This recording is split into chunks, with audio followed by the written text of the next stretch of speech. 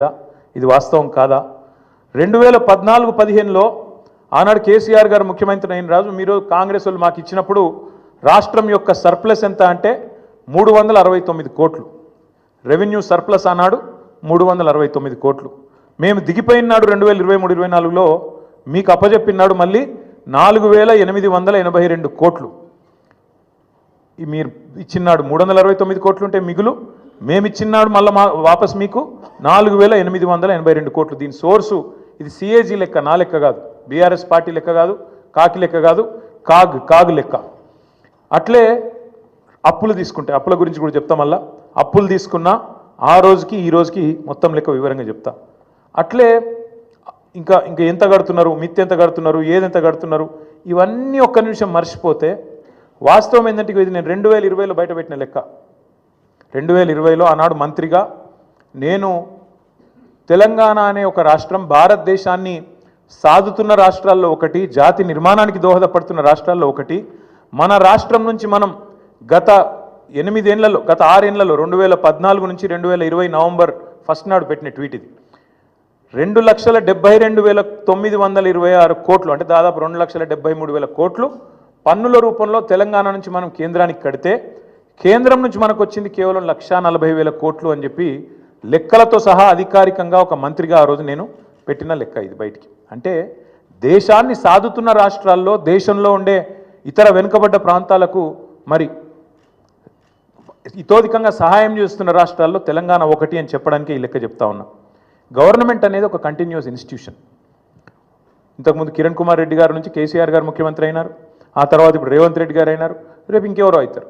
అట్లే గవర్నమెంటు ఒకరి నుంచి ఒకరికి అధికారం బదలాయింపు జరిగినప్పుడు ఖచ్చితంగా ఆస్తులు వస్తాయి, అప్పులు వస్తాయి, కంటిన్యూస్ ప్రాసెస్. కాబట్టి ఇవన్నీ కూడా సహజంగా జరగాల్సిందే. కానీ ప్రతి ప్రభుత్వం కూడా ఉన్న ఆస్తులు ఎంత, అప్పులు ఎంత, మన వనరులు ఎంత, మన పరిస్థితి ఏంది, మన ఎట్లా సంపద సృష్టించవచ్చు, ఏం చేయొచ్చు, మన విజన్ ఏంది ఆలోచించుకొని నిర్మాణాత్మక చర్యలు కార్యక్రమాలు తీసుకొని ముంగటికి పోతుంది. కాంగ్రెస్ ప్రభుత్వం కూడా అట్లే చేస్తుందని మేము ఆశించినాం, ప్రజలు కూడా ఆశించినారు. ఇవాళ ఎంత దుర్మార్గం అండి, ఇష్టం వచ్చిన లెక్కలు చెప్తారు. ఎంత అన్యాయం అంటే శ్వేతపత్రం అని మొదలుపెట్టినారు. అధికారంలోకి వచ్చిన మొదటి 2 వారాల్లోనే శ్వేతపత్రం అనే అబద్ధాల జాతర మొదలుపెట్టినారు. మొదలుపెట్టుడు 6 లక్షల కోట్లు అప్పయిందని మొదలు పెడతాడు. ఇవాళ ముఖ్యమంత్రి గారు మరి ఎన్నిసార్లు మారుస్తారో అంకే కూడా మాకు కూడా అర్థమవుతలేదు. మొదలుపెట్టినప్పుడు డిసెంబర్ 2023లో 6 లక్షల చిల్లర కోట్లు అప్పు అని చెప్పిండు కేసీఆర్ గారు చేసింది. ఇవాళ చెప్తున్నాడు నిన్న 8,29,000 కోట్లట. ఈ సంఖ్య రోజు రోజుకు మారుతూనే ఉంటుందా? సర్కార్ నడుపుతుండ్రా, సర్కస్ నడుపుతుండ్రా, ఏం నడుపుతున్నారు మీరు? 6 లక్షల కోట్లని చెప్పింది మీరే, మళ్ళీ ఇవాళ 8,29,000 కోట్లను అబద్ధం చెప్తుంది మీరే. అసలు వాస్తవం ఏంది? 4,17,000 కోట్లు మాత్రమే టీఆర్ఎస్ బీఆర్ఎస్ ప్రభుత్వం చేసిన అప్పు. 10 ఏళ్ల కాలంలో సంవత్సరానికి మేము చేసిన అప్పు కేవలం 40,000 కోట్లు మాత్రమే. దాని గురించి వివరంగా ఉంది, చెప్పమంటే చెప్తాను.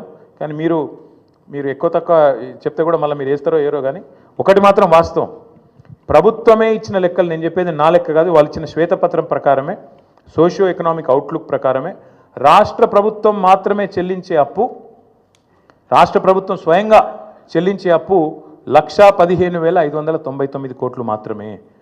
5% వెరీ లో రిస్క్ కింద ఇచ్చిన అప్పు మరొకటి 89,569 కోట్లు ఉంది. దీనికి ప్రభుత్వం గ్యారంటీ ఇస్తుంది కానీ కార్పొరేషన్ వాళ్ళే కట్టుకుంటారు, వెరీ లో రిస్క్. అందుకోసమే అది మొత్తం తీసుకుంటే కూడా 4,478 కోట్లు మాత్రమే. ఇక ఇట్లా చెప్పుకుంటూ పోతే అల్టిమేట్గా బీఆర్ఎస్ ప్రభుత్వం ఆనాడు మొత్తం 10 ఏళ్ల కాలంలో చేసిన అప్పు మొత్తం తీసుకుంటే పూర్తి స్థాయిలో కేవలం 4,17,000 కోట్లు మాత్రమే. అంటే సంవత్సరానికి 41,000 కోట్లు మాత్రమే.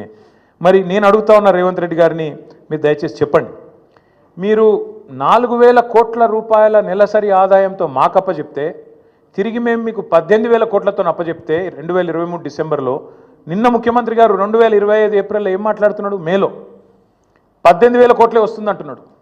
మేము అప్పచెప్పినాడు 23 డిసెంబర్లో 18,000 కోట్లతో అప్పచెప్పినాం. ఇవాళ నువ్వు 25 మేలో నిలబడి మళ్ళీ 18,000 కోట్లని చెప్తున్నావు. మరి 16-17 నెలల నుంచి నువ్వేం చేస్తున్నావు, నీ ప్రభుత్వం ఏం చేస్తుంది, ఎందుకు ఆదాయం పెంచలేకపోయింది? కేసీఆర్ గారు అప్పచెప్పిపోయిన 18,000 కోట్లు తప్ప రూపాయి అయినా నీ ప్రభుత్వం ఆదాయం పెంచగలిగిందా? ఇది మేము అడుగుతున్న ప్రశ్న. ఇంకొక మాట కూడా మీకు చెప్పాలి, ఎన్ని అబద్ధాలు చెప్తాడు ఈ ముఖ్యమంత్రి అంటే, ఒకరోజు అంటాడు 7,000 కోట్ల అప్పు మితి కడుతున్నా అంటాడు, ఇంకో రోజు 6,500 కోట్లు కడుతున్నా అంటాడు. అసలు వాస్తవం ఏంది? అసలు మిత్తి అప్పు మొత్తం తీస్తే కూడా బడ్జెట్ డాక్యుమెంట్ ఇది, నాది కాదు కవిత్వం, మొత్తం ఈ ప్రభుత్వం చెప్పిన లెక్క ఎంత తప్పు అంటే రేవంత్ రెడ్డి గారు చెప్తుంది ఎంత పచ్చి అబద్ధం అంటే, ఒకరోజు 6,000 కోట్లని, ఒకరోజు 7,000 కోట్లని మొత్తం చెప్పింది ఒక ఎత్తు అయితే, మొన్న అసెంబ్లీలో మార్చ్ నెలలో అసెంబ్లీలో గత 14 నెలలలో రేవంత్ రెడ్డి చెప్పిండు, అది కూడా 14 నెలలలో 64,768 కోట్లు కట్టినా అని చెప్పిండు.